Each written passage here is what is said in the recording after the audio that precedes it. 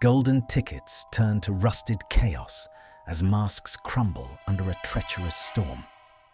When the perfect plan burns, only two enemies remain at the edge of the world. Will love save them, or will the ocean consume all? Listen to this story now. The gold-embossed parchment felt heavy in Hermione's hand, a tactile weight of promise that she wasn't sure she should believe in. Draco Malfoy had spent the better part of a year weaving himself into the fabric of her life with the precision of a master tailor. He had been a colleague, then a tentative ally, and finally, something that made her heart stutter in a way that defied all muggle and magical logic. Now, he stood before her in the dim light of her ministry office, looking every bit the reformed aristocrat. Shoulders back, silver blonde hair perfectly swept, and that maddening smirk-adjacent expression that usually preceded a challenge. "A sanctuary, Granger," he had said, his voice a low velvet hum that vibrated in the small space between them. No reporters, no Wizengamot summons, and absolutely no House Elf rights petitions. Just an unplotted island in the Hebrides, a villa that defies the laws of comfort, and 10 days of silence. Hermione looked from the itinerary to him, her eyes narrowing. "You organized this yourself? Without a ministry travel liaison or a Malfoy estate manager?" "Every detail," Draco insisted, stepping closer. The scent of sandalwood and expensive parchment followed him. "I've spent months vetting the charms. It's perfect. You've spent the last 3 years saving the world. Let me save you from a week of paperwork." For a moment, the emotional seesaw tipped sharply toward approach. She saw the slight tremor in his fingers as he adjusted his cuffs, a sign of genuine nerves. He wanted this to be perfect. He wanted her to see him as someone capable of providing peace rather than chaos. The warmth that flooded her chest was dangerous. It softened the sharp edges of her skepticism. She reached out, her fingers grazing his sleeve, and felt the spark of magic and attraction that always crackled between them. 10 days, she whispered. 10 days, he promised, his grey eyes softening into something resembling liquid silver. "I promise, Hermione. Everything is under control." The first shift, however, happened exactly 3 seconds after they stepped into the portkey. Instead of the gentle landing in a sun-drenched foyer Draco had described, they were spat out into a swampy thicket with the grace of discarded quaffles. Hermione landed face first in a patch of bioluminescent moss that smelled vaguely of rotting cabbage. Draco, who had managed to stay upright for half a second, tripped over a protruding root and collapsed spectacularly into a muddy pool. "Everything under control, Malfoy," Hermione spat, wiping glowing green slime from her cheek. The repulsion was instantaneous. The warmth she had felt in her office evaporated, replaced by the familiar, sharp sting of irritation. She scrambled to her feet, her wand already out. The unplotted island didn't look like a tropical paradise. It looked like a prehistoric nightmare. The trees were twisted into agonized shapes, and the air was thick with a humidity that immediately turned her hair into a sentient, frizzled entity. Draco rose from the mud, his pristine linen suit ruined. The look of horror on his face would have been comical if they weren't standing in the middle of nowhere.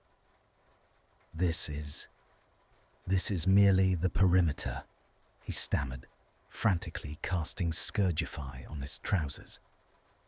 The spell, however, seemed to react oddly with the island's atmosphere. Instead of cleaning the mud, it turned the fabric a bright neon pink. "Neon pink, Draco. Really?" Hermione crossed her arms, her chest heaving. Is this part of the perfectly vetted aesthetic? It's the atmospheric interference, he snapped, his voice rising an octave. The aristocratic mask was slipping, revealing the flustered boy underneath. The island has its own magical signature. It's supposed to be protective. It's supposed to be a villa, she retorted. They trekked through the undergrowth for an hour, the silence between them no longer peaceful, but heavy with unspoken accusations. Hermione's internal monologue was a frantic loop of, I knew better. Why did I trust him? While Draco's jaw remained so tightly set, she feared it might crack. He was desperate to find the villa, his eyes darting to the gold-embossed map that was now smudged and unreadable. When they finally broke through the tree line, they didn't find a sprawling estate. They found a shack. It was a leaning, salt-crusted structure that looked like it had been built by a giant with a very poor sense of geometry. The roof was missing half its shingles, and the front door was hanging by a single rusted hinge. It's rustic, Draco whispered, though he looked like he wanted to vomit. It's a shed, Hermione corrected, her voice dangerously calm. This is where you brought me, after promising a sanctuary. The brochure said, historically preserved. Draco turned to her, his hands gesturing wildly. It was the most expensive listing in the magical market. I thought it would be authentic. Authentically condemned. Hermione's anger flared, a bright, hot thing that shielded her from the disappointment welling up in her throat. She had allowed herself to hope for a moment of genuine care, and instead, she felt like she had been dragged into another Malfoy misadventure. You didn't check it, did you? You just threw gold at a problem and expected it to fix itself, because that's what you do. The word betrayal flickered in her mind. Not a betrayal of secrets, but a betrayal of effort. I wanted to surprise you, Draco said, his voice dropping into a cold, defensive hiss. I stayed up for nights planning this. I didn't throw gold at it, Granger. I looked for the most secluded, most private place in the world, so you wouldn't have to look at another human soul. Excuse me for not anticipating that the wizarding travel industry is a den of thieves. You should have known. I am not an architect. The tension between them was a physical chord, vibrating with every word. They stood in the tall, wind-whipped grass in front of the shack, the sun beginning to dip below the horizon, casting long, bruised shadows across the island. Hermione looked at the ruined man in front of her. Pink trousers, mud in his hair, pride wounded, and felt the seesaw tilt again. As much as she wanted to scream, she saw the sheer, crushing weight of his failure in the way he wouldn't meet her eyes. He was humiliated. He had tried to build a pedestal for her, and it had crumbled into a pile of driftwood. Draco, she said, her voice softening just a fraction. Don't, he snapped, turning his back to her. I'll fix it. I'll enlarge the space. I'll ward the roof. Just stay there. He marched toward the shack, waving his wand with a flourish that was more performative than practical. But as he stepped onto the porch, a low, rumbling sound began to emit from the floorboards. Draco, wait! It was too late. The shack wasn't just old, it was inhabited. A swarm of glitter-spitting Bundymans, agitated by his aggressive spellcasting, erupted from the shadows. These weren't ordinary household pests. These were the size of dinner plates, their acidic secretions shimmering with a deceptive, festive sparkle. "Malfoy, get back!" Hermione yelled, but Draco was already engulfed in a cloud of sparkling, stinging dust. He let out a decidedly un-Malfoy-like yelp and scrambled back, tripping over his own feet and tumbling down the porch steps. Hermione acted on instinct, casting a powerful Protego that shimmered into existence just as a wave of acidic spit hit the shield. She grabbed his arm, pulling him toward the relative safety of the beach. They ran until the sparkling swarm was a distant, angry hum. When they finally stopped, they were at the water's edge, the tide lapping at their boots. Hermione was breathless, her heart hammering against her ribs. She looked at Draco, who was covered in glowing, acidic glitter, his pink trousers now sporting several small smoking holes. The silence lasted for 5 seconds before Hermione started to giggle. It began as a small, hysterical bubble in her throat and erupted into a full, belly-aching laugh. Draco stared at her, horrified. "This is not funny, Granger. I am being dissolved by sentient household mold." It's the pink trousers," she gasped, doubling over. "And the historically preserved villa. I'm glad my impending death provides you with such entertainment," he said, but the corners of his mouth were twitching. The coldness was receding, the aristocratic defense melting away under the sheer absurdity of their situation. "You promised me a disaster, Malfoy," she said, wiping tears of laughter from her eyes. "You just didn't tell me it would be this entertaining." He looked at her, truly looked at her, and the approach returned with a vengeance. Despite the mud, the glitter, and the neon pink fabric, the way the setting sun caught the amber in her eyes made his breath hitch. "I promised you a perfect vacation," he corrected softly, the humor fading into a sudden, piercing vulnerability. "I wanted to be the person who gave you that." The trust was a fragile thing, flickering between them like a candle in the wind. Hermione stepped closer, the laughter dying down into a quiet, tense warmth. "The vacation isn't over yet, Draco. We have 9 days left." "We don't have a roof," he pointed out. "We have magic," she countered. "And if that fails, we have each other's company, which, I suspect, is going to be the most disastrous part of this whole trip." He looked out at the darkening sea, then back at her. "I'm going to make this right, Hermione. I swear it." She wanted to believe him. She really did. But as the first drops of a very warm, very purple rain began to fall from the sky, the result of the island's peculiar ecosystem, she realized that the disastrous vacation had only just begun.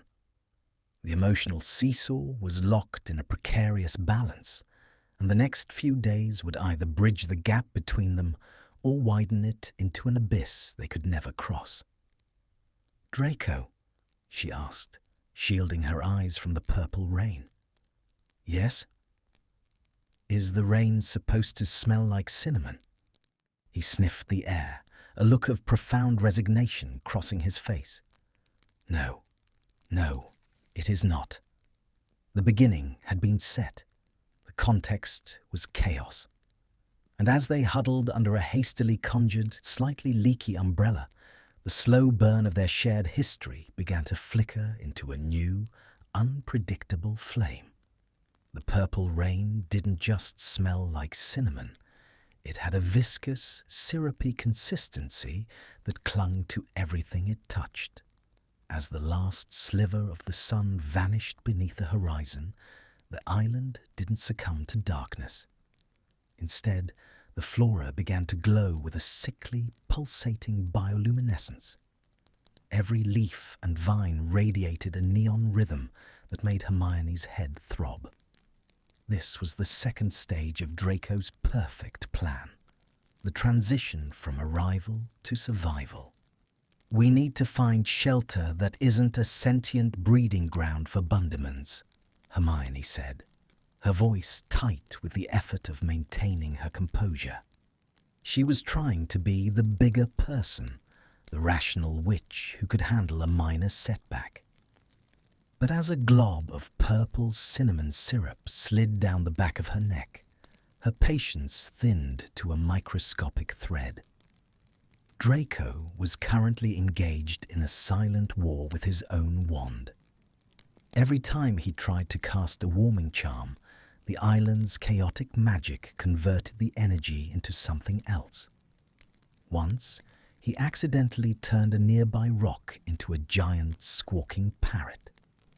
Another time, his boots began to emit a loud operatic tenor aria. "Stop!" Hermione hissed, grabbing his wrist. The contact was electric, a sudden jolt of warmth that had nothing to do with the tropical climate. They both froze, the operatic boots providing a bizarre, tragic soundtrack to their proximity. For a moment, the approach was overwhelming. In the neon glow, Draco's face was a map of sharp angles and hidden shadows. She could see the desperation in his eyes, not just to fix the situation, but to keep her from seeing him as a failure. "I can fix this, Hermione," he whispered, his voice cracking. "I just need to align with the local ley lines. My father always said the Hebrides were temperamental." "Your father's advice is currently useless," she snapped, pulling her hand away as the repulsion kicked back in. The doubt was a cold weight in her stomach. "You didn't do your research, Draco. You were so focused on the gold-embossed aesthetic that you ignored the fundamental magical theory of the region. This isn't a spa. It's a localized magical anomaly." "I wanted it to be grand," he shouted over the rising wind. "Is that such a crime? To want to give you something that wasn't a drab ministry office or a dusty library? I wanted to be the man who could give Hermione Granger the world on a silver platter." "I don't want the world on a platter," she screamed back. "I wanted you. I wanted a week where you weren't performing, where you weren't trying to buy your way out of your past." The silence that followed was sharper than any argument. The opera-singing boots finally trailed off into a low, mournful hum. Draco looked as though she had slapped him. The betrayal here wasn't of trust, but of expectations. He thought he had to be a prince to deserve her. She just wanted the man who shared his tea with her on Tuesday afternoons. "Fine," he said, his voice dropping to a frigid, aristocratic clip. "Since my efforts are so beneath you, perhaps the brightest witch of our age would like to lead the way to our non-existent accommodations." He stepped back, gesturing toward the dark, pulsating jungle with a mocking bow. The cold between them was now more intense than the tropical night. Hermione set her jaw, turned on her heel, and marched toward a rock formation she had spotted earlier. If he wanted to play the martyr, she would let him. They found a shallow cave tucked behind a waterfall, except the waterfall wasn't water. It was a shimmering curtain of liquid light that hummed at a frequency that made Hermione's teeth ache. Inside, the cave was dry, but the walls were covered in ancient, moving cave paintings of what appeared to be very angry goats. "Charming," Draco muttered, hovering near the entrance, refusing to sit down. He looked like a displaced swan, his ruined pink trousers glowing in the dark. "Sit down, Draco," Hermione sighed, casting a basic incendio. To her relief, the fire actually stayed a fire, though the flames were a vibrant shade of turquoise. "I'd rather stand." "You're exhausted, you're covered in cinnamon slime, and you're brooding. Sit down." He eventually sank onto a flat rock, keeping as much distance between them as the narrow cave allowed. The internal monologue in Hermione's head was a chaotic mess of irritation and a nagging, painful empathy. She watched him out of the corner of her eye. He was shivering. The purple rain had a cooling effect as it evaporated, and despite the turquoise fire, the cave was damp. The warmth returned tentatively. She reached into her magically expanded beaded bag, the one she never travelled without, and pulled out a thick, woolly blanket. Without saying a word, she moved closer to him. He stiffened as she draped half the blanket over his shoulders. "I don't need your charity, Granger." "It's not charity, it's thermoregulation," she muttered, sliding in beside him. "Now be quiet and share the heat before we both catch magical pneumonia." For several minutes, the only sound was the hum of the lightfall and the crackle of the turquoise fire. Slowly, agonizingly, Draco leaned his head back against the stone wall. The tension in his shoulders began to bleed away. He shifted, his arm brushing against hers. He didn't pull away. "I really did try, you know," he said softly, his eyes fixed on the fire. "I spent 3 weeks looking for this place. The salesman told me it was the Jewel of the North. He said it reacted to the desires of the heart." Hermione felt a pang of guilt. The desires of the heart? Clearly, Draco gestured to the cave paintings of angry goats. "My heart is a dark and confusing place." Hermione couldn't help it. She let out a soft snort. Or maybe the island is just reacting to the fact that we're both incredibly high-strung and haven't had a proper conversation in months that didn't involve a legal brief. Draco turned his head to look at her. The proximity was dangerous. She could see the individual lashes on his eyelids, the way his silver hair was matted with dried syrup. "Is that what you think? That I'm just a legal brief to you?" The trust seesaw tipped. Hermione looked down at her hands, which were resting on the edge of the blanket. "I think you're a man who is terrified of being ordinary. And I think you're so scared of failing me that you're missing the fact that you've already succeeded." "How?" he asked, his voice a mere whisper. "Look at this, Hermione. We're in a goat cave. I've ruined your hair, your clothes, and your only vacation in years." "You got me away from the ministry," she said, finally meeting his gaze. "And you're here, with me. Even when things are falling apart, you haven't apparated away. You're staying." The approach was so intense, it felt like a physical weight. Draco reached out, his hand hovering near her cheek before he hesitated. The doubt was still there, the fear that he wasn't enough. But then he closed the gap. His fingers were cold, but his touch was incredibly gentle as he tucked a stray, frizzy lock of hair behind her ear. "I'm staying," he promised. Just as the moment reached a crescendo, just as Hermione felt herself leaning into his touch, the cave paintings began to scream. It wasn't a metaphorical scream. The goats on the wall opened their painted mouths and emitted a high-pitched, rhythmic bleating that sounded remarkably like a fire alarm. The ground began to vibrate, and the turquoise fire turned a warning shade of crimson. "What now?" Draco yelled, jumping to his feet and pulling Hermione up with him. "The ley lines!" Hermione shouted over the bleating. The island. It's shifting. It's not an island, Draco. It's a great shellback. We're on the back of a prehistoric magical turtle. The repulsion returned, fueled by pure, unadulterated panic. The entrance to the cave began to narrow as the turtle tucked its head in for the night. Run! Draco grabbed her hand, and this time there was no hesitation. They sprinted toward the shimmering curtain of light, the blanket falling forgotten into the dirt. They dived through the liquid waterfall just as the cave entrance sealed shut with a wet thwack.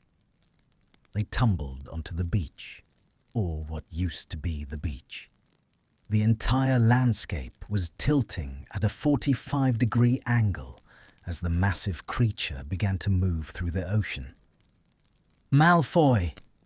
Hermione gripped his arm as they slid toward the water. I've got you! He slammed his wand into the ground, casting a permanent sticking charm on their boots.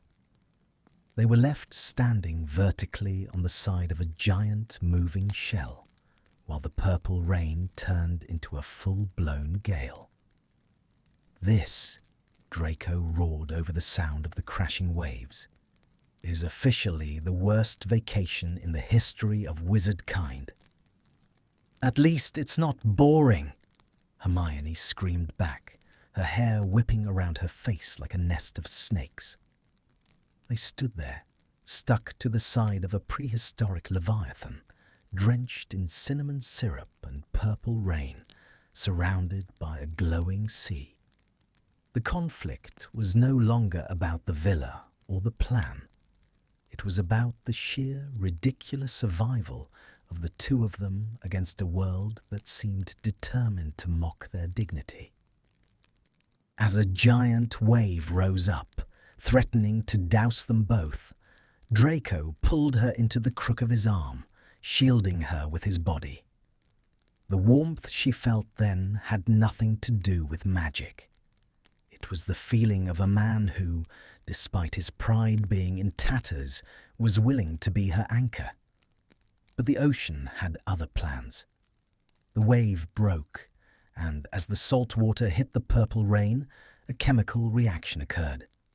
A thick, white foam erupted everywhere, covering them in bubbles that smelled, inexplicably, of old library books and expensive scotch. Hermione sputtered, wiping foam from her mouth. Now what? Draco looked at her, covered in white bubbles, and for the first time, a genuine, unburdened laugh broke from his chest. Now, Granger, I believe we wait for the turtle to reach the mainland, or we die of embarrassment, whichever comes first. The cold was gone, replaced by a weary, humorous resignation. They were together, they were ridiculous, and the disaster was far from over. As the island hummed beneath their feet, Hermione leaned her head against Draco's soaked chest. The conflict hadn't been resolved, but the attitude had shifted. They weren't a polished aristocrat and a ministry star anymore. They were two people lost at sea, and for now that was enough. However, as a giant, glowing squid surfaced nearby and began to eye Draco's neon-pink trousers with romantic interest, Hermione realized they were going to need a lot more than a sticking charm to get through part 3. The giant, glowing squid, a creature of iridescent bioluminescence and far too many questing tentacles, seemed to find Draco's neon-pink trousers to be the most alluring thing in the Hebridean Sea.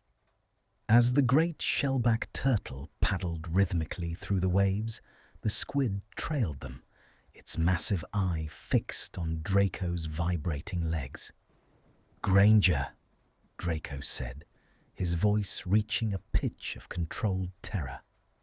"The cephalopod is flirting with me. Please tell me you have a deter an enamored squid spell in that bottomless bag of yours." "It's the neon, Draco. You're literally a beacon of romance in the deep." Hermione shouted, clinging to his arm as the turtle took a deep plunge. The foam, smelling of scotch and parchment, flew into their faces. The repulsion she felt wasn't directed at Draco, but at the absurdity of their existence. Why couldn't they just have a normal dinner? Why did every interaction with him have to escalate into a life-or-death struggle against the magical equivalent of a circus? "I'm changing them," Draco yelled, fumbling for his wand. "I'd rather be naked than be a squid's consort." "Don't you dare!" Hermione grabbed his hand. "The island's magic is still unstable. If you try a transfiguration now, you'll end up with tentacles for legs, and then you'll really be in trouble."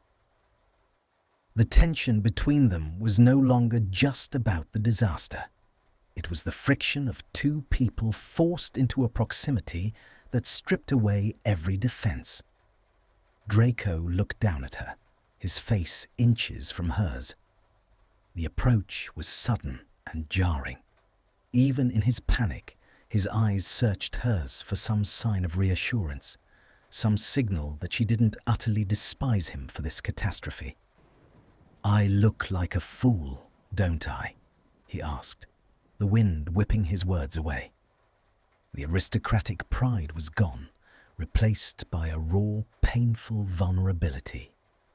"I brought you here to show you I was a man of substance, and I'm standing on a turtle in pink trousers being hunted by a mollusk." "You look like a man who tried too hard," Hermione said, her voice softening despite the chaos. "And honestly, Draco, after the year we've had, I'd take a fool over a statesman any day. At least the fool is honest." The trust seesaw tipped toward warmth. For a fleeting second, the danger felt secondary. But the island, or the turtle, had other plans.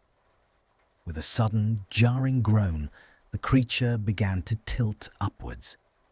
They weren't just on a turtle. They were on a turtle that was attempting to beach itself on a jagged volcanic reef that had appeared out of the mist. "Hold on!" Draco wrapped both arms around her waist, pinning her to his chest as the sticking charm on their boots groaned under the weight of gravity. They weren't sliding into the water, they were being hoisted into the air. The giant squid, realizing its prize was escaping, gave one final mournful squirt of ink that turned the surrounding white foam into a dark, shimmering charcoal.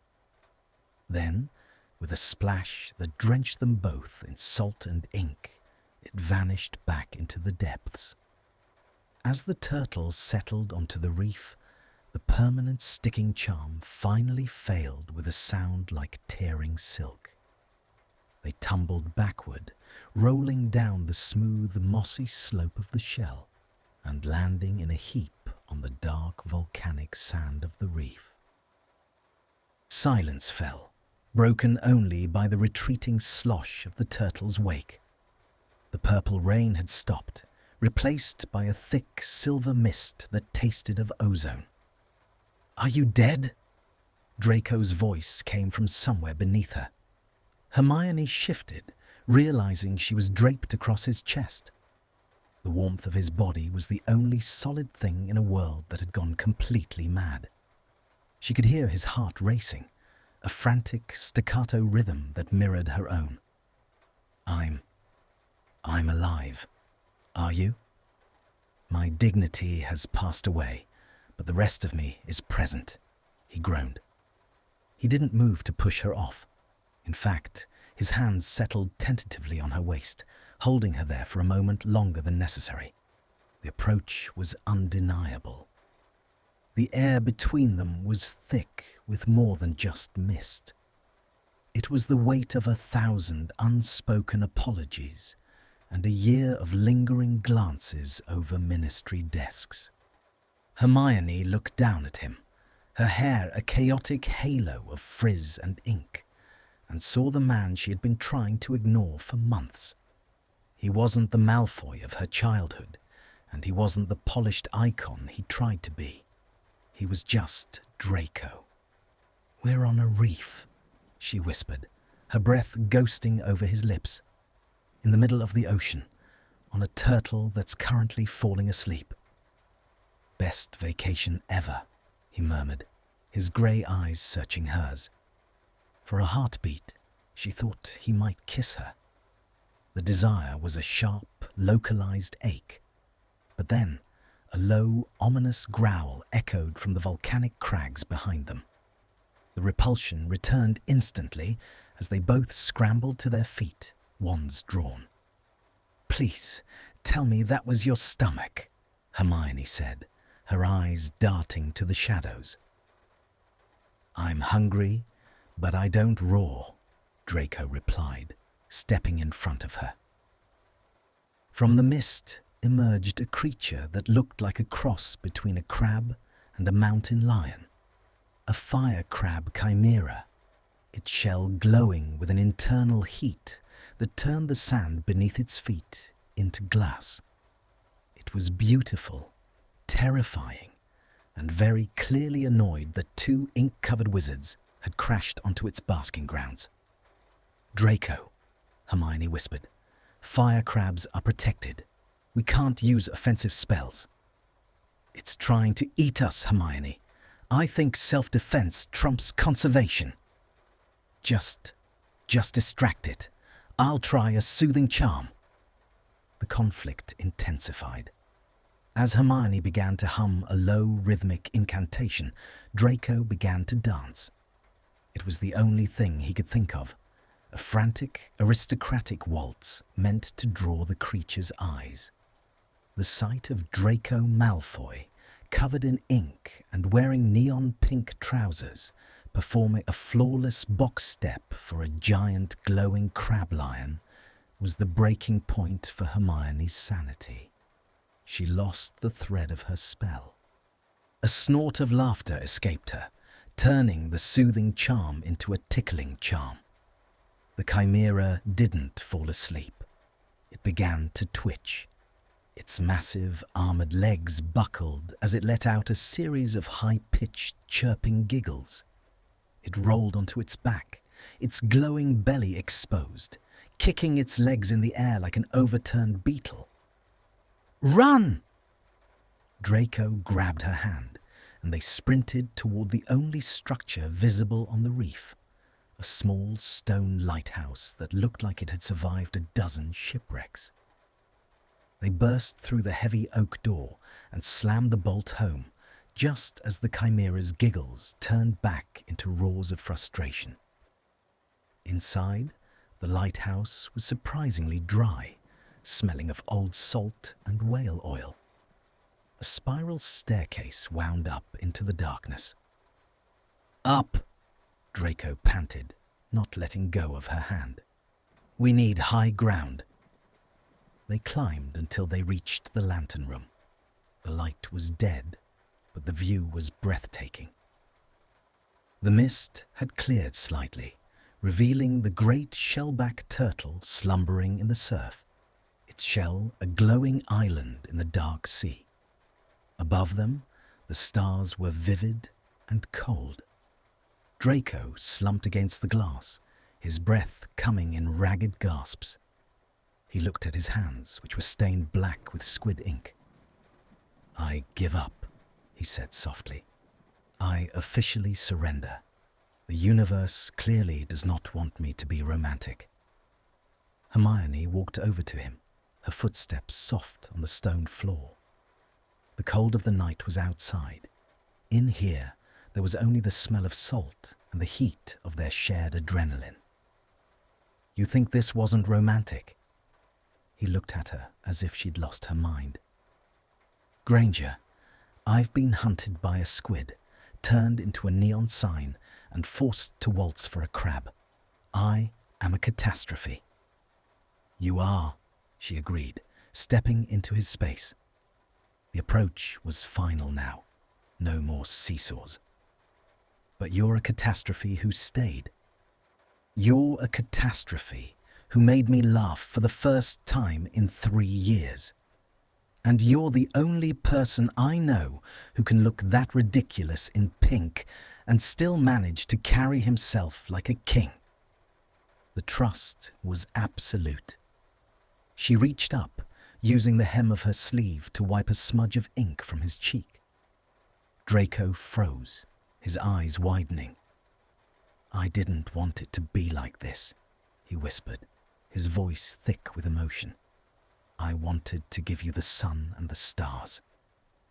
"You gave me a story, Draco," she said, her voice dropping to a whisper. "And I think I like the story better than the brochure." The warmth flared. Draco's hand came up, covering hers on his cheek. He leaned into her touch, his eyes closing for a brief second. The tension in the room changed. It was no longer the tension of the disaster, but the electric, slow-burn tension of two souls finally admitting defeat to the attraction that had been simmering between them for years. "Hermione," he breathed, her name a prayer on his lips. But before he could say another word, the lighthouse gave a violent shudder. A bell began to toll from somewhere below, a deep, resonant sound that vibrated through their very bones. "The lighthouse isn't a lighthouse, is it?" Draco asked, his eyes snapping open. Hermione looked at the lantern behind them, which was starting to glow with a rhythmic, golden pulse. "It's a beacon, a calling bell. For what?" As if in answer, the sea around the reef began to churn. Hundreds of glowing shapes began to surface. Smaller turtles, the calves of the great shellback, responding to the call of the reef. They were surrounded by a sea of living stars, a sight so beautiful it took their breath away. "It's a migration," Hermione whispered, her hands still on his face. Draco looked from the sea to her, the golden light of the beacon reflecting in his eyes. The disaster was still unfolding. They were stranded, ink-stained and exhausted. But as he looked at Hermione, he finally stopped fighting the chaos. He leaned his forehead against hers, the approach completing its arc. "If we're going to be stranded," he said, his voice low and steady, "I suppose there are worse people to be stranded with." "Is that your way of saying you're glad I'm here?" "That," he murmured, "is my way of saying I'm never letting you go back to that office if I can help it." They stood there in the pulsing golden light, two wrecks of the wizarding world, watching the stars dance in the water. But the island of the great shellback was already beginning to sink back into the depths, and the lighthouse was starting to groan under the weight of the rising tide. The middle of their story was just beginning, and the conflict of the heart was far from resolved. "Draco." "Yes, Hermione. The floor is getting wet." He sighed, a sound of pure, exhausted affection. "Of course it is. Let's go find a boat, shall we?" The rising tide was not a gentle encroachment.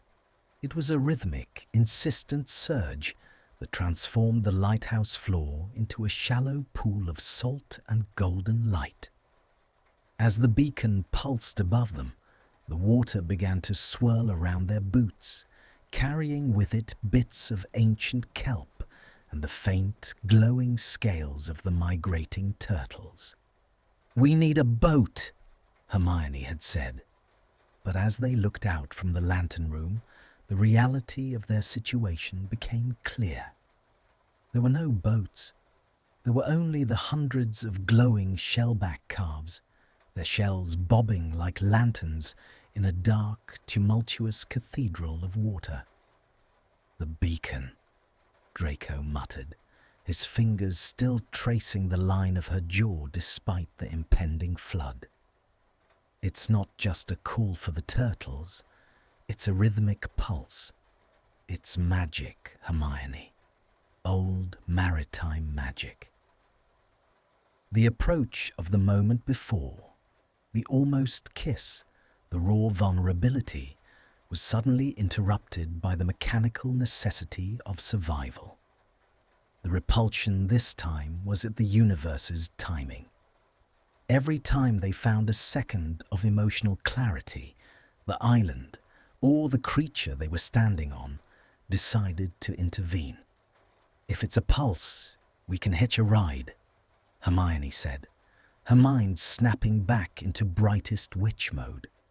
The internal monologue that had been screaming, "He almost kissed me," was shoved into a small box labeled "Deal with this later." The vibrations from the bell. If we can tether ourselves to one of the smaller shellbacks using a sympathetic resonance charm, we can steer it. Draco looked at the churning, freezing water and then at his neon pink trousers. "You want me to ride a baby turtle in the dark while covered in squid ink. Do you have a better idea?" "Because the lighthouse is currently sinking, Draco, and I'm not particularly keen on testing how well my lungs handle cinnamon-scented seawater." The tension between them shifted from romantic to tactical. Draco straightened his shoulders, the Malfoy mask slipping back on, but it was cracked. "Resonance charms require a dual casting, Granger. We'd have to synchronize our magic perfectly. Any deviation and the turtle will just spin us into the abyss." "I know," she said, pulling her wand. "Are you synchronized with me, Draco?" He looked at her, and for a second the trust flared so brightly it was almost blinding. "I've been trying to stay in sync with you since the day I realized I didn't want to be your enemy. I think I can manage a turtle." They waded down the spiral stairs, the water now waist-deep. The cold was biting, a sharp contrast to the humid, syrupy rain from earlier. They reached the heavy oak door, which was now vibrating with the force of the waves outside. "On 3!" Hermione shouted over the roar. "1, 2, 3!" They burst out into the night. The reef was gone, swallowed by the ocean. Only the top of the lighthouse remained visible. Ahead of them, a shellback calf, roughly the size of a carriage, was paddling frantically toward the open sea. "Now!" Together, they raised their wands. A twin beam of sapphire light erupted from their tips, intertwining in the air like a strand of glowing DNA. The spell hit the shell of the calf, and suddenly they were yanked forward. Hermione felt the familiar, gut-wrenching pull of magical tethering. They were dragged through the water, the spray stinging their eyes, until they managed to scramble onto the rough, mossy surface of the shell. It was a precarious seat. The turtle was slick, and every time it dove slightly, they were nearly washed away. "Hold on to the ridges!" Draco yelled, grabbing Hermione's waist to steady her. They were huddled together on the back of a living star, moving through a sea that seemed to stretch into eternity. The warmth returned, a desperate, huddling heat. Hermione leaned back against Draco, feeling the solidness of him against her spine. The silence of the open ocean settled over them, broken only by the rhythmic splash of the turtle's flippers. "I'm sorry," Draco said suddenly. His voice was muffled by her hair, but the sincerity in it cut through the wind. "For the turtle ride?" she asked, trying to keep her voice light, though her heart was doing a strange, frantic dance. "For everything. For thinking I could curate a version of myself that you would like. For thinking that if I just bought the right island or wore the right suit, I could erase the fact that I'm, well, me." The doubt that had plagued Hermione, the fear that this was all just a grand performance, began to dissolve. This was the betrayal of his own ego. He was admitting that his new man persona was just as much a shield as his old, pure-blood one. "Draco," she said, turning in the circle of his arms as much as the moving turtle allowed. "I didn't agree to come on this trip because I wanted a 5-star resort. I agreed because you've been bringing me tea every Tuesday for 6 months, and you haven't once mentioned the war, or your family, or how much your shoes cost. I liked the man who forgot to check his ego at the door, but I love—" She stopped. The word was out before she could catch it. The cold of panic seized her. Had she said it? Draco froze. The sapphire tether between them and the turtle flickered, sensing the sudden spike in her emotional output. "You what?" I love the fact that you're trying," she corrected lamely, her face heating up despite the sea spray. The repulsion of the moment was internal now, her own fear of rejection. She tried to turn back around, to focus on the horizon, but Draco's grip tightened. He wouldn't let her hide. "Hermione, look at me." She slowly raised her eyes to his. In the moonlight, with the sapphire light reflecting off the water, he looked like a figure out of a legend. Wrecked, ink-stained, but utterly commanding. "If you finish that sentence," he whispered, his voice dangerously low, "everything changes. There's no going back to Tuesday tea and legal briefs. There's no pretending. We're just colleagues who happen to survive a disastrous vacation." "I know," she whispered. The approach was agonizingly slow. The turtle beneath them let out a low musical hum, the sound of a creature finally finding its path. The stars above seemed to lean in, watching the 2 smallest specks in the ocean. "I spent years thinking I was a villain," Draco said, his forehead dropping to touch hers. "Then I spent years trying to be a hero for you. But right now, standing on this shell, I'm just a man who is desperately, hopelessly in love with the most frustrating woman in England." The warmth exploded. It was a physical force, a tidal wave of relief and desire that made the previous hours of chaos seem like a distant dream. Hermione reached up, her fingers tangling in the damp blonde hair at the nape of his neck. "Hopelessly," she teased, her voice trembling. "Completely," he replied. He leaned in, his lips just a breath away from hers, when the turtle suddenly let out a triumphant bleat. Ahead of them, the silver mist parted. They weren't in the middle of the ocean anymore. The turtle had steered them into a hidden, bioluminescent grotto. The walls were draped in glowing orchids, and the water was as still as a mirror. In the center of the grotto, floating on a bed of giant lily pads, was a small, perfectly preserved wooden pavilion. It wasn't the villa he had promised. It was something better. It was a sanctuary that felt as though it had been grown rather than built. "The jewel of the north," Draco whispered, staring at the pavilion. "The salesman, he wasn't lying. It reacts to the heart. It didn't appear until we were honest," Hermione finished for him. The trust was final. The conflict of the perfect vacation was resolved, not by luxury, but by the abandonment of it.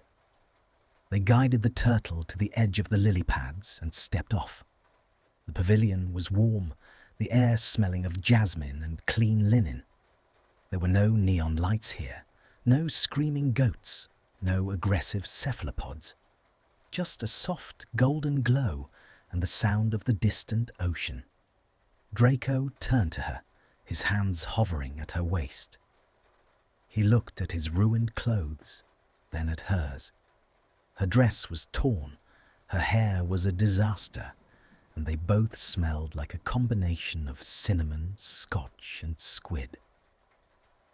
"I suppose this is where I apologize again for the state of things," he said, a small, genuine smirk playing on his lips. "Don't you dare," Hermione said, closing the distance between them. She reached up, grabbing the lapels of his ruined jacket, and pulled him down. The approach was over. The seesaw had stopped. The kiss was everything the vacation had been: chaotic, intense, and completely unexpected. It tasted of salt and sweetness, a collision of two people who had been circling each other for a lifetime. Draco groaned into her mouth, his hands sliding up to cup her face, his thumbs brushing against her cheekbones with a reverence that made her heart ache. He pulled back just an inch, his eyes dark with a heat that had nothing to do with the tropical sun. 10 days, Granger." 10 days, she agreed, her breath hitching. "No paperwork. Not a single parchment." He smiled, a real dazzling smile that reached his eyes, and kissed her again. This time, there was no spray, no wind, no disaster. Just the two of them in a floating pavilion at the end of the world. The first part of their journey was over. The context had been set in chaos. The conflict had been stripped bare, and as they stood together in the glowing grotto, Hermione realized that Draco Malfoy had kept his promise after all. He had given her a sanctuary. But as a small, glowing frog hopped onto Draco's boot and began to sing a jaunty tune about a wedding, Hermione realized that even in paradise, the Malfoy luck for the bizarre was still very much in play. "Draco, ignore the frog, Hermione. It's singing in French." I said, "Ignore the frog." He swept her up in his arms, carrying her toward the waiting warmth of the pavilion, while the frog provided a rhythmic, romantic accompaniment. The disaster was a success, and for the first time in her life, Hermione Granger didn't want to change a single thing. The singing French frog was eventually evicted from the pavilion, though not before it had finished a particularly rousing chorus about the beauty of the bushy-haired lioness. Draco had tossed it back into the glowing lagoon with a flick of his wand and a grumbled remark about the theatricality of island amphibians.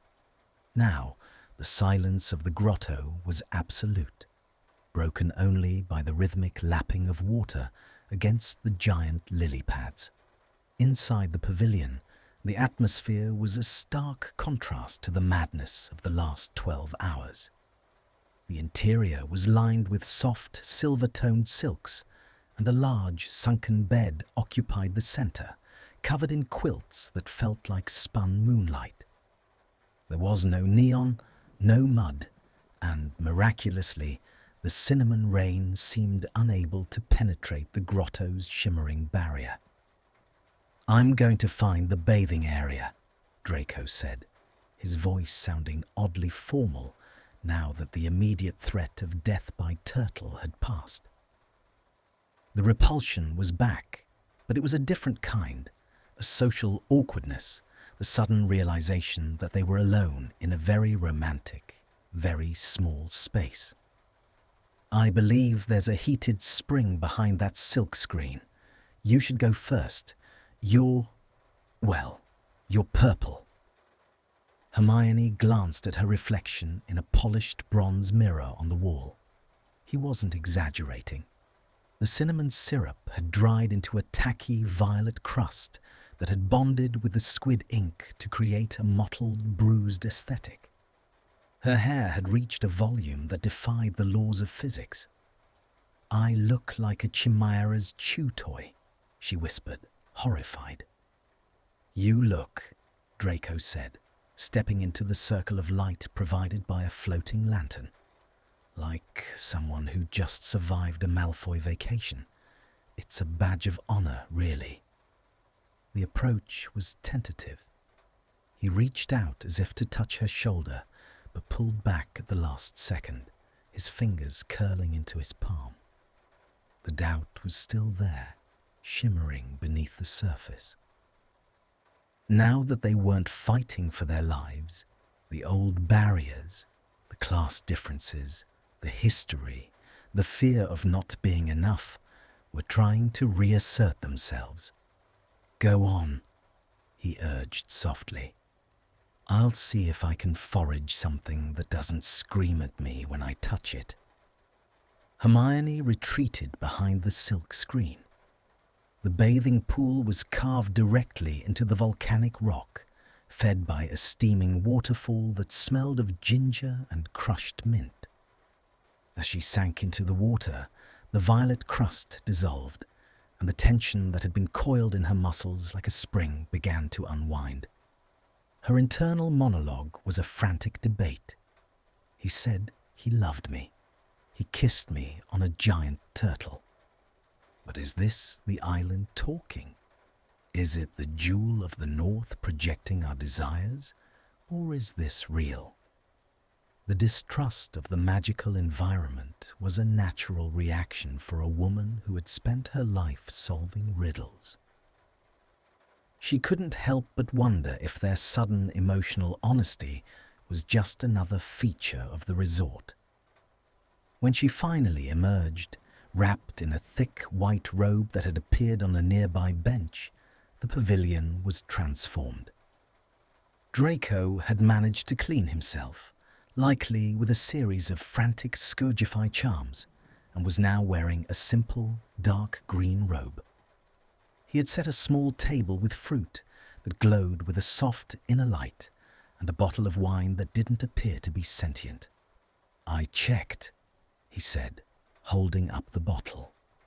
"It's a 1992 elf-made Chardonnay.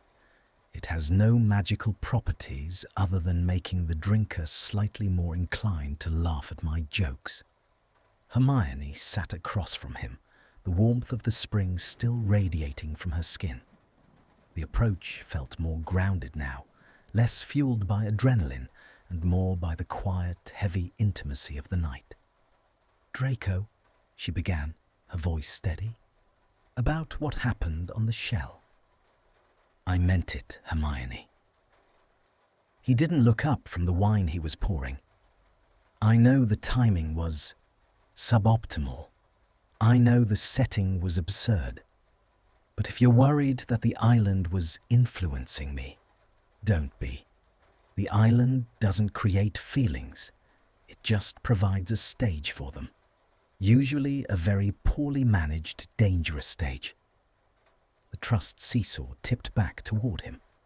She watched his hands, the way they moved with a grace he couldn't quite hide, even in a disaster. "I meant it too," she said. He finally looked up, and the intensity in his grey eyes made her breath catch. "Then why do I feel like you're waiting for the other shoe to drop, or the other singing frog to appear?" "Because that's what we do, isn't it?" she asked, a sad smile touching her lips. "We wait for the conflict. We wait for the reason why this shouldn't work. You're a Malfoy. I'm a Granger. You like order. I like fixing things that are broken." "And you think I'm broken?" The cold snap of the question hung in the air. Hermione reached across the table, her hand covering his. "I think we're both a bit weathered, Draco. But after today, I think I'd rather be weathered with you than pristine with anyone else." The warmth returned, a slow, steady burn. Draco turned his hand over, interlacing his fingers with hers. The contrast was beautiful, her tawny skin against his pale, fine-boned hand. "I had a whole speech prepared," he admitted, his voice dropping an octave. "It was going to be in the ballroom of that villa. I was going to talk about growth and atonement and the future. I was wearing a suit that cost more than a small cottage in Hogsmeade. I like the green robe better, she whispered. I lost the ring during the turtle plunge, he added, a sheepish look crossing his face. It was a Malfoy heirloom, probably being swallowed by a glowing squid as we speak. Good, Hermione said firmly. I don't want a Malfoy heirloom. I want something new. Something that belongs to us, and not to the weight of your family's history. The approach reached its peak. Draco stood up, pulling her with him. They moved away from the table, toward the open edge of the pavilion where the grotto met the water. The stars were reflected so perfectly in the lagoon that it felt like they were floating in the center of the galaxy. I can't promise that every day will be a disaster, Draco murmured, his hands settling on her waist. Some days might actually be quite boring. There might be no singing frogs, no giant squids, and absolutely no neon trousers. I think I can live with that, she laughed, her hands sliding up his chest to rest on his shoulders. But I can promise you this, he said, his expression becoming fiercely serious. I will never stop trying to be the man who deserves to stand on a turtle with you. The trust was absolute. The internal monologue was silent. There was only the feeling of his heart beating against her palms and the scent of mint and ozone.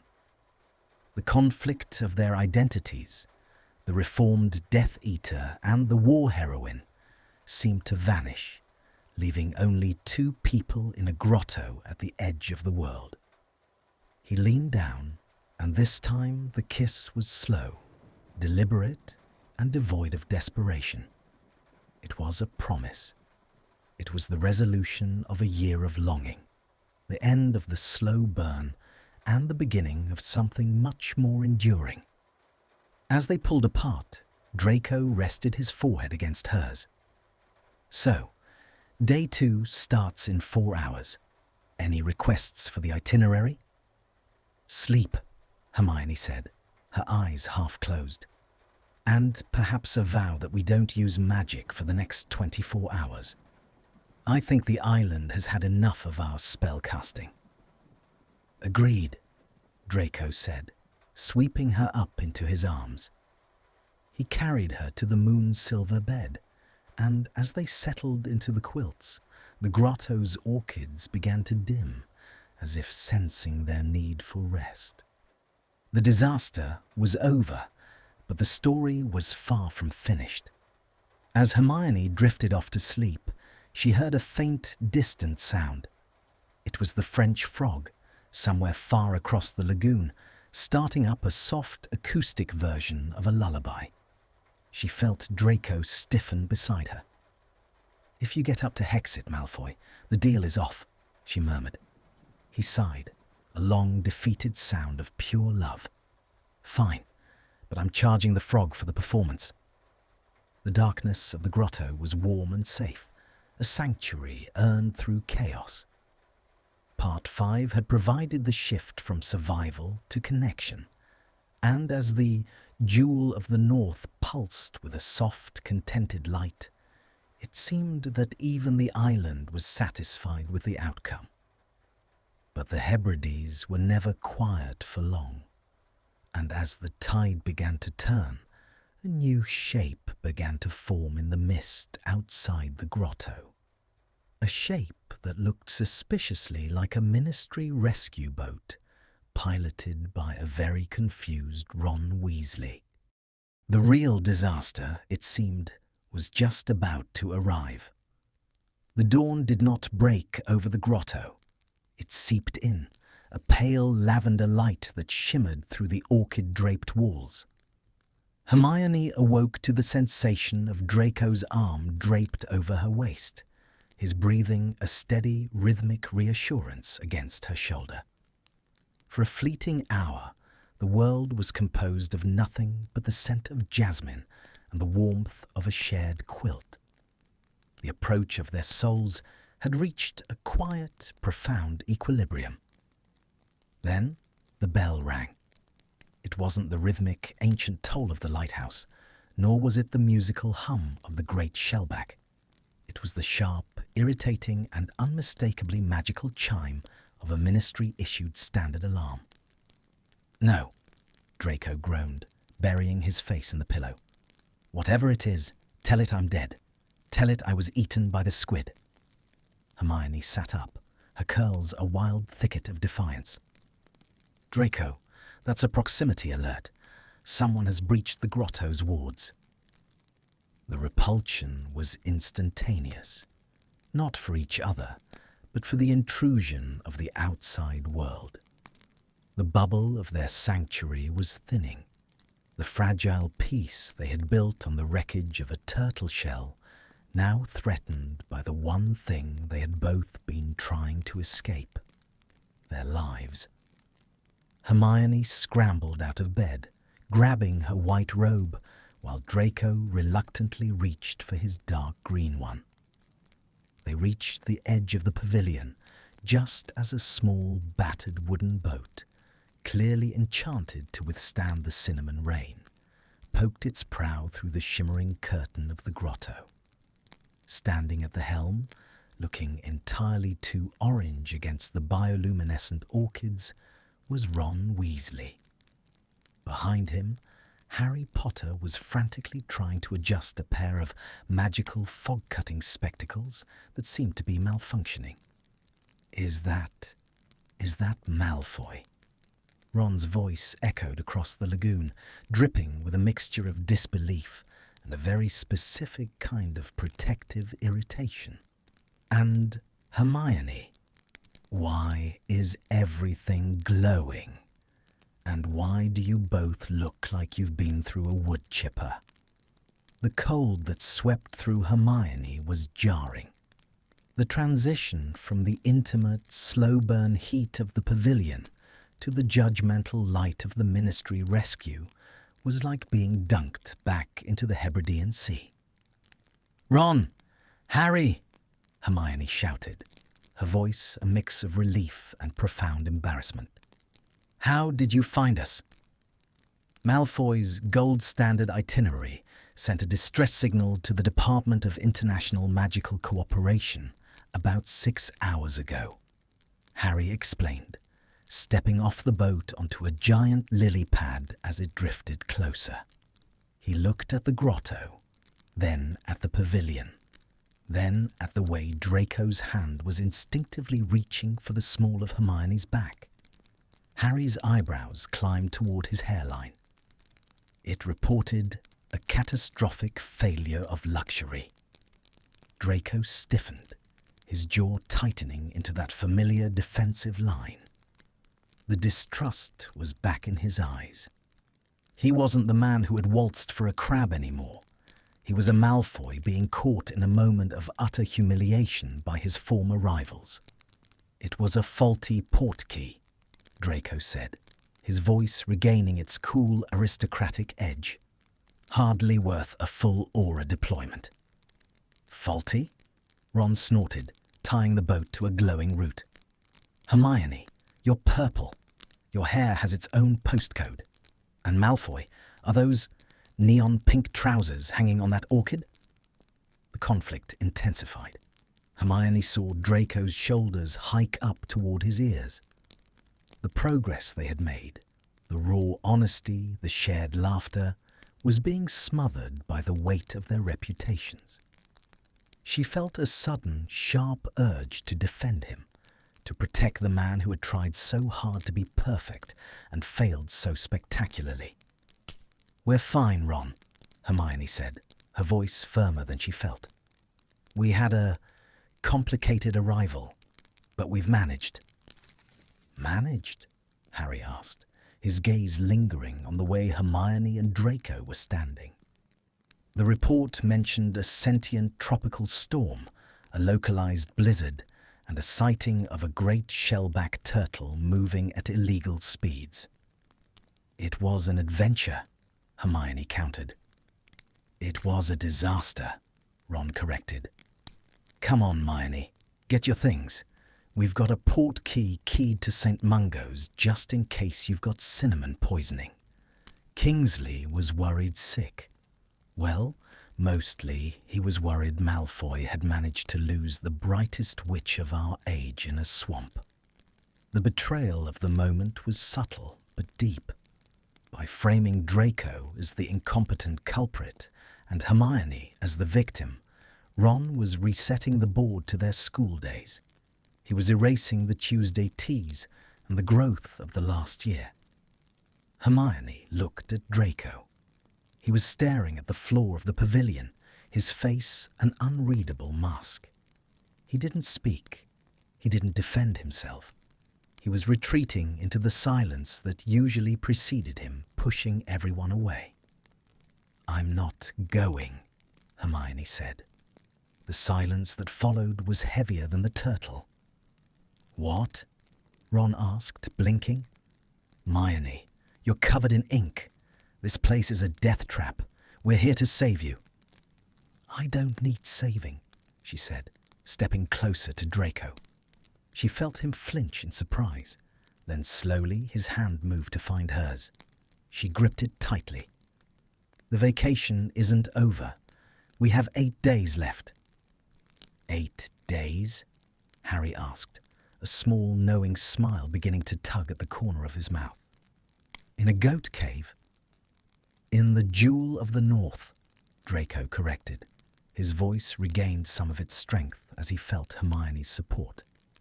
"Which, despite the initial teething problems, is exactly where we intend to stay."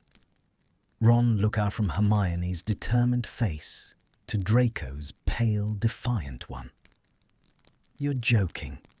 You're choosing to stay here with him, in a grotto that smells like a French bakery." "I am," Hermione said. "And if you'd like to help, Harry, perhaps you could use your aura clearance to tell the Department of International Magical Cooperation that the catastrophic failure has been resolved. We are quite content." The warmth that flooded through Draco then was visible. He didn't just stand taller. He looked at Hermione with a devotion that was so naked it made even Ron look away, clearing his throat awkwardly. "Right," Harry said, nodding. He reached into the boat and pulled out a small waterproof crate. "In that case, we brought supplies, actual food, not luxury fruit that glows, and some proper clothes." He tossed the crate onto the pavilion floor. "And Hermione, Kingsley did send this, just in case." He handed her a small, familiar-looking beaded bag. "My bag!" she gasped. "I must have left it at the ministry in the rush." "We'll leave you to it then," Harry said, pulling Ron back toward the boat. "But if I see another distress signal involving a giant squid, I'm sending Ginny. She's much less sympathetic than I am." As the boat began to back out of the grotto, Ron called out one last time. 8 days, Hermione. If you come back with tentacles, don't say I didn't warn you." Then the shimmering curtain closed. The grotto was their own again. The repulsion of the intrusion faded, replaced by a tense electric approach. Draco turned to her, his hands shaking slightly as they gripped her shoulders. "You stayed," he whispered. "You could have gone back to a warm bed in London, to a shower that doesn't smell like ginger, to people who think I'm a liability." "I told you," Hermione said, her voice soft but fierce. "I don't want the brochure. I want the story. And we're only on chapter 6. The trust was now a solid foundation. Draco leaned down, his forehead resting against hers. "I don't deserve you, Granger." "Probably not," she agreed, smiling. "But you're the only one who knows how to waltz for a fire crab, so I suppose I'm stuck with you." They moved to the crate Harry had left. Inside, amongst the bread and cheese, was a small, plain wooden box with a note from Harry. "Found this near the portkey exit. Thought you might need it." Draco opened the box. Inside was the Malfoy heirloom ring, a simple, elegant band of silver set with a single, clear diamond that seemed to hold a piece of the moon. It hadn't been swallowed by a squid. It had been waiting for them to be ready. The warmth reached a crescendo. Draco didn't go down on one knee. He didn't give a speech about lineage or blood. He simply took Hermione's hand and slid the ring onto her finger. It fit perfectly. "It's not a Malfoy heirloom anymore," he said, his voice thick. "It's a great shellback heirloom. It's been through the wars, just like us." Hermione looked at the ring, then at him. The conflict of their past was finally, truly resolved. They weren't fighting the world or each other anymore. They were just two people on day 2 of a very long, very disastrous and very perfect vacation. "Draco." "Yes, Hermione." Harry also packed a bottle of muggle wine and some chocolate. He grinned, the dazzling, boyish smile that had once been hidden behind a sneer. "Then, I believe the itinerary for day 2 is officially set. Chocolate, wine, and absolutely no magic."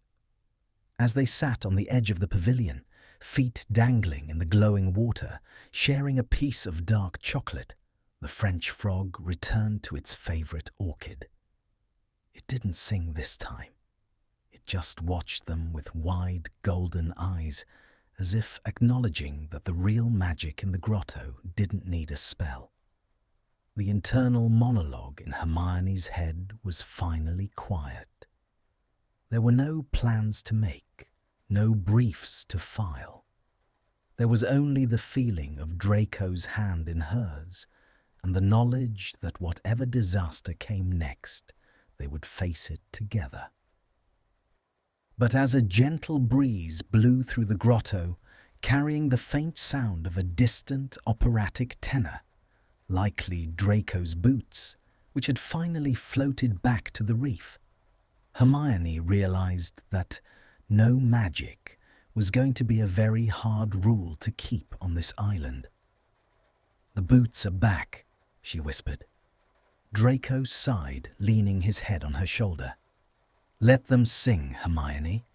At least someone around here is getting their 5-star performance."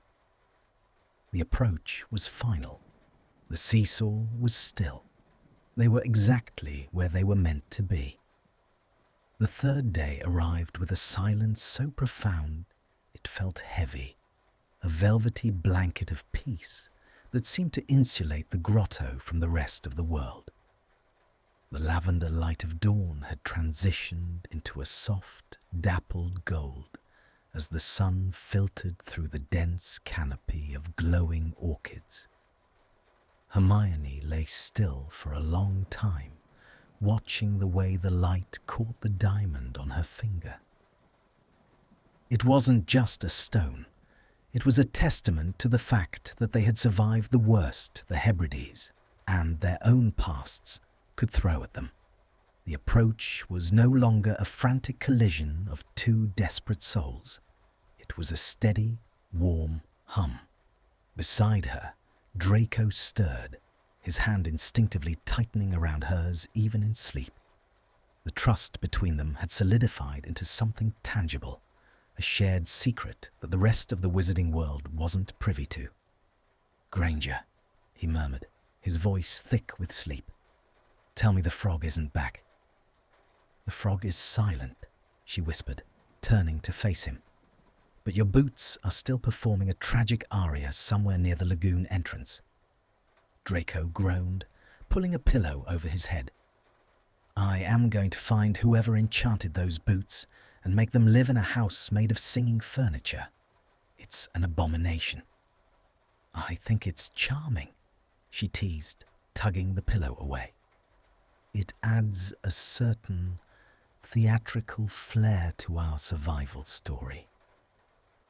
They spent the morning in a bubble of domesticity that felt entirely alien and yet perfectly right. Without magic, everything took longer, but the effort was the point. They sliced the bread Harry had brought, the crust crackling in the quiet air. They shared the cheese and the chocolate, sitting on the edge of the pavilion with their legs dangling over the water. The warmth of the sun on their skin was a simple pleasure they had both forgotten how to enjoy during the long, grey months of ministry bureaucracy. However, the seesaw of their dynamic was never far away. As they talked about the future, of London, of their return to the office, the cold of reality began to seep back in. "They won't understand," Draco said, his eyes fixed on a glowing lily pad. "Your friends, the press, they'll see this as some kind of Malfoy enchantment, a long con to get close to the ministry's golden girl."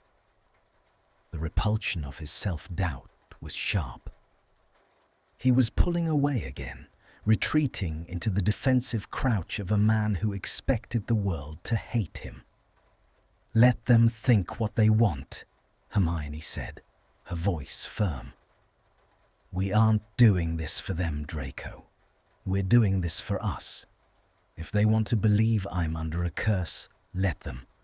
I've never felt more awake in my life." "You say that now," he countered, his jaw tight. "But when the prophet runs a 3-page spread on how I've tainted the Granger legacy, you might feel differently. I'm not exactly a social asset." The conflict flared, a sudden spark in the quiet grotto. "Is that what you think I care about? Social assets? Draco, I spent 7 years fighting a war. I've been called a mudblood by the highest authorities in the land. Do you really think a few nasty headlines are going to make me walk away from the only person who truly sees me?" The betrayal here was his lack of faith in her strength. She stood up, her robe fluttering in the breeze. "If you're looking for an exit strategy because you're scared of a little public scrutiny, just say it. But don't you dare blame my reputation for your cold feet." Draco was on his feet in an instant, the gap between them closing as the approach turned electric. "My feet aren't cold. They're terrified. I'm terrified of losing this. I'm terrified that once we leave this island, the magic will wear off and you'll realize that I'm just a man with a dark mark and a lot of expensive regrets." "The magic didn't make this," she shouted, gesturing to the grotto. "The magic tried to kill us. We made this. We chose each other on the back of a turtle in a goat cave and while being hunted by a giant squid. If that's not real, then I don't know what is." The tension was a physical weight, a wire pulled taut between them. They breathed each other's air, eyes locked in a battle of wills. Then the warmth returned with the force of a landslide. Draco grabbed her face, his thumbs pressing into her cheeks, and kissed her with a desperation that silenced every argument. It was a kiss of reclamation, of staking a claim against the world's expectations. Hermione melted into him, her hands tangling in his hair, pulling him closer until there was no space left for doubt. The trust was rebuilt in the fire of their friction. When they finally broke apart, they were both breathless. "Right," Draco panted, his forehead resting against hers. "No more talk about the ministry. No more talk about the prophet. For the next 7 days, the world stops at the edge of this lagoon." "Agreed," she whispered. The afternoon was spent exploring the grotto. Without their wands, they were forced to rely on their senses. They found a hidden path behind the orchid vines that led to a small, secluded beach of white sand that sparkled like crushed diamonds. The water here was crystal clear, revealing a vibrant underwater garden of coral and tiny glowing fish that darted around like underwater fireflies. "It's beautiful," Hermione breathed, stepping into the surf. "It's a trap," Draco said, though he was smiling. "Look at those fish. They're definitely plotting something." "You're so cynical." "I'm a realist, Granger. On this island, if it's pretty, it's probably predatory." They spent hours swimming, the water cool and invigorating. For a time, they were just two people playing in the waves, the weight of their names and histories forgotten. They chased the glowing fish, dove for shells that turned out to be ancient coins, and laughed until their lungs ached. The approach was effortless now, a natural rhythm of touch and glance. As the sun began to set, casting long crimson shadows across the sand, they built a small driftwood fire. They didn't need magic. They used a muggle flint Harry had left in the crate. The act of striking the sparks together, of nurturing the tiny flame into a roaring fire, felt more significant than any incendio. "Look at us," Draco said, leaning back against a piece of smooth driftwood. Two of the most powerful magical practitioners in Britain huddled over a pile of burning sticks like cavemen. "I think we make very sophisticated cavemen," Hermione said, leaning her head on his shoulder. They watched the fire dance, the sparks rising up to join the stars. The silence was comfortable, a shared space where no words were needed. But the seesaw was a restless thing. As the night deepened, the cold of the island's mysteries returned. The grotto began to hum. It wasn't the rhythmic pulse of the beacon, but a low, vibrating drone that seemed to come from the very earth itself. The glowing orchids began to pulse in time with the sound, their light shifting from gold to a deep, warning violet. "Draco," Hermione whispered, sitting up. "Do you feel that?" He was already on his feet, his hand reaching for a wand that wasn't there.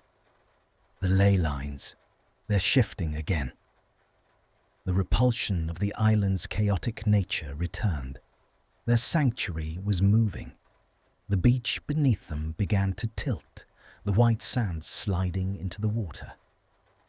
"The great shellback," Hermione realized. "It's not settling down for the night. It's diving." The panic was a sharp, cold blade. They scrambled back toward the pavilion, but the path had vanished. The orchid vines were lashing out, agitated by the creature's movement. "We have to get to the pavilion," Draco shouted over the rising roar in the ocean. "It's the only path that's enchanted to stay buoyant."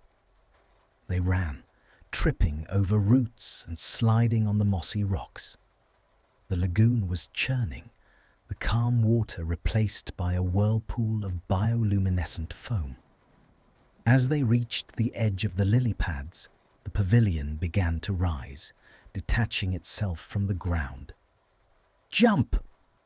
They threw themselves across the widening gap, landing hard on the wooden floor of the pavilion, just as the rest of the grotto disappeared beneath the waves.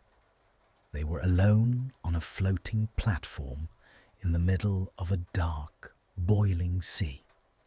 The jewel of the north had vanished, leaving them with nothing but a small wooden structure and the stars.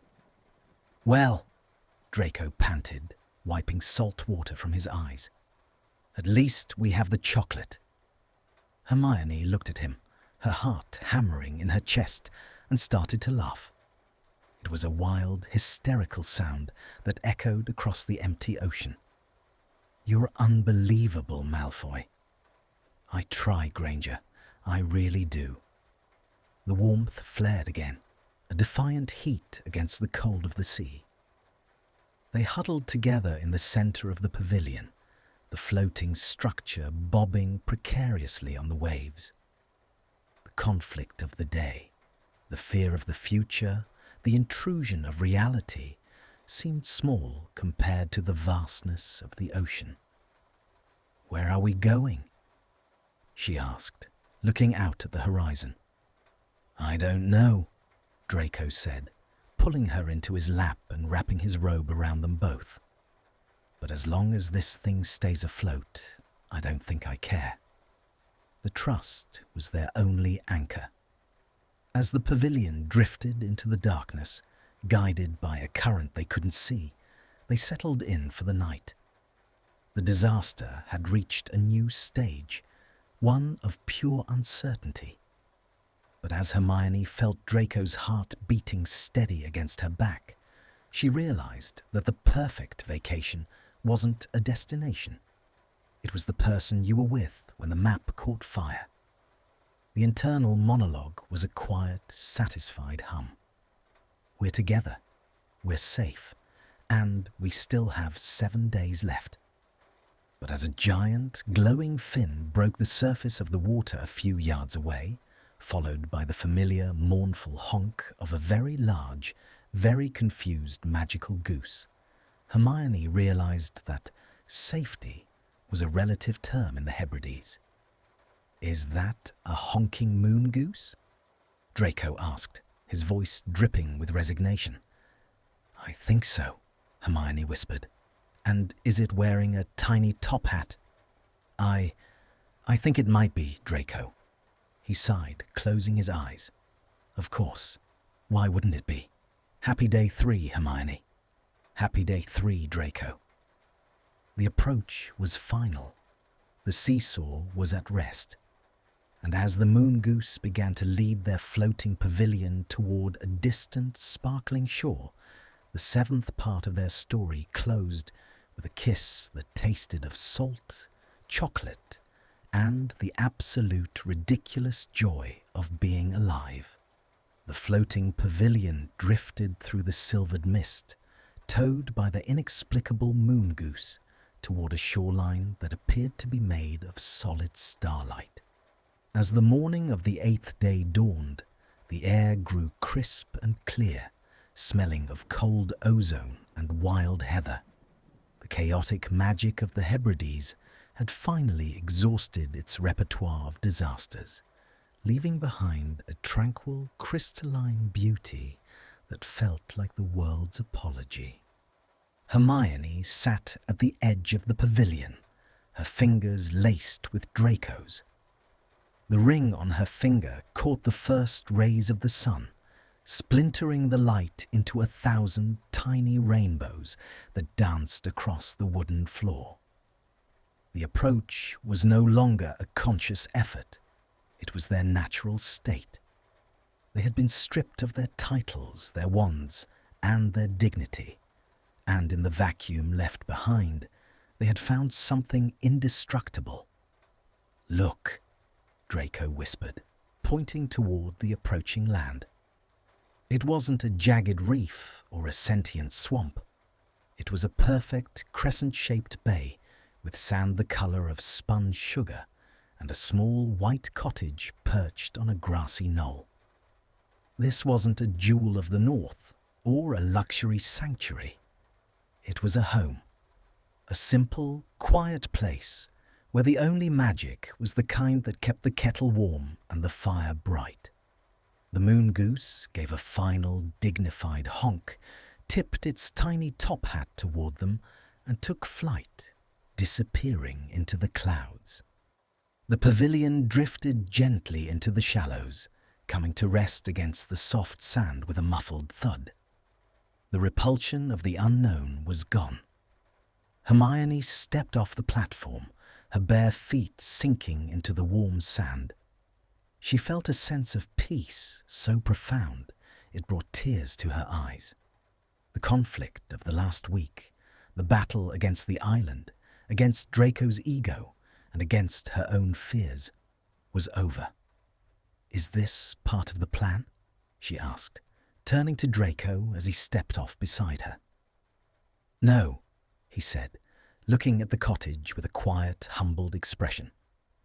I think the island finally gave up trying to impress us and just gave us what we needed." They walked up the knoll toward the cottage. The internal monologue in Hermione's head was a soft, steady refrain of "finally, finally, finally." She looked at Draco, his silver hair windswept and his face tanned by the salt and sun. He looked younger, lighter, as if the shadows of Malfoy Manor had finally been bleached out of his soul. The cottage was empty, but it was ready. A fire was laid in the hearth, and a pot of tea was waiting on the table. It was the Tuesday tea they had shared for months. But here, in this quiet bay at the edge of the world, it felt like a sacred ritual. The warmth was absolute. They spent the final days of their vacation in a state of quiet, blissful domesticity. They walked along the beach, collecting shells that didn't scream and stones that didn't turn into birds. They talked about the life they wanted to build in London, not as Malfoy and Granger, but as Draco and Hermione. "I don't want a ballroom," Draco said one evening as they sat on the porch, watching the sun dip below the horizon. "I want a library, a big one, with a window that looks out over a garden that doesn't try to eat people."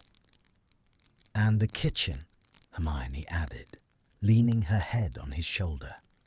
"One where we can learn to cook without magic, even if we burn everything." The trust was their foundation. The seesaw had finally stopped moving. They were no longer approaching or repelling. They were simply there, together, in the quiet space between the heartbeats of the world. As the final night arrived, the stars over the bay were so bright they seemed to hum. The desire that had been building since the turtle, since the grotto, since the first moment Draco had looked at her with honesty, finally reached its peak. They stood on the sand, the water lapping at their ankles. The air was warm, and the only sound was the rhythmic pulse of the tide. "I love you, Hermione," Draco said, his voice a low, steady vow that carried across the water. "I love the way you fight for everything, and I love the way you look when you're covered in ink, and I love that you saw something in me worth saving."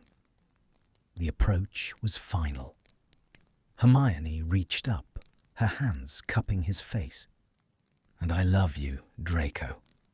I love the man you've become, and I love the man you're still becoming. And I especially love your neon pink trousers."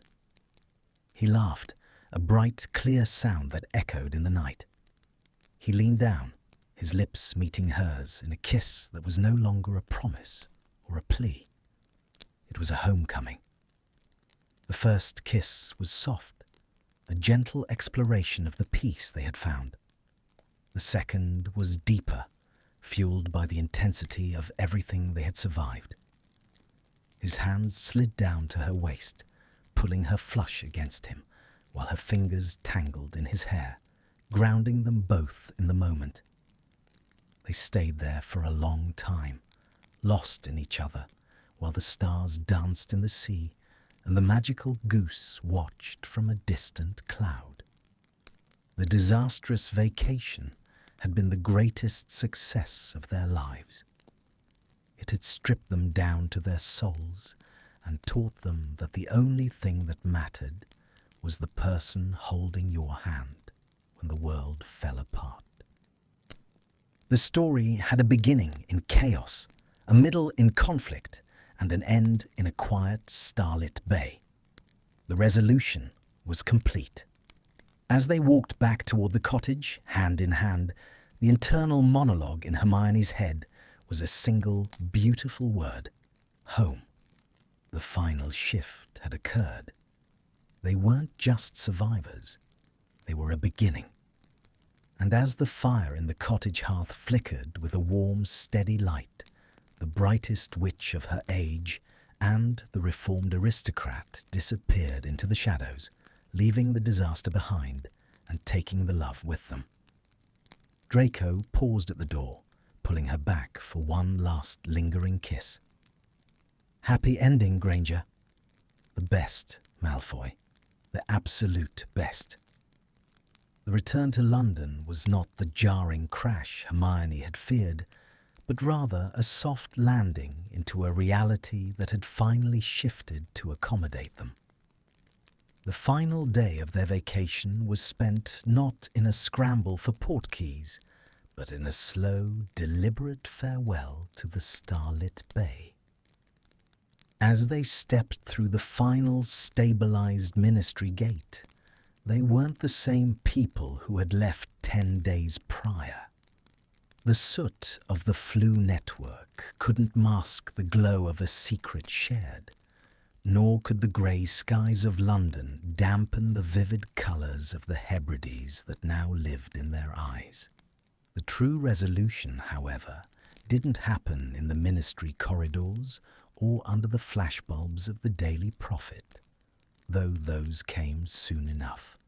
It happened 6 months later in a small, quiet townhouse in a corner of London where the trees actually behaved and the neighbours were blissfully unaware of the magical pedigree of the couple next door. It was an evening that mirrored their Tuesday teas, yet held the weight of a lifetime. Draco stood in their kitchen, a streak of flour across his cheek and his sleeves rolled up to his elbows. He was, quite unsuccessfully, but very earnestly, attempting to bake a loaf of bread without a wand. "I'm fairly certain the dough is mocking me, Hermione," he said, eyeing the sticky mass with a mixture of suspicion and affection. "It has the same defiant energy you had during the Great Shellback incident." Hermione leaned against the doorframe, watching him.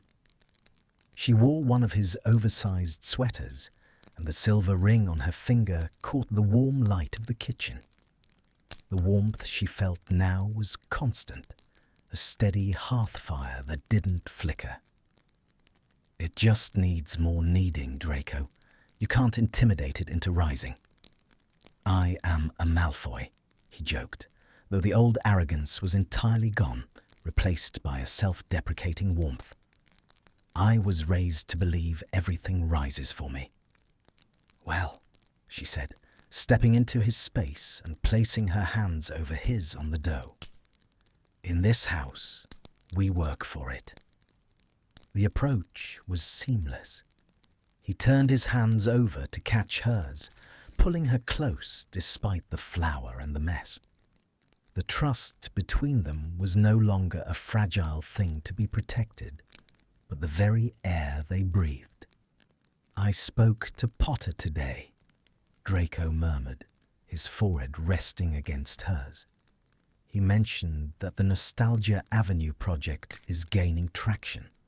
Apparently, people are quite taken with the idea of a place that feels like the best parts of the past without the rot." "And what did you tell him?"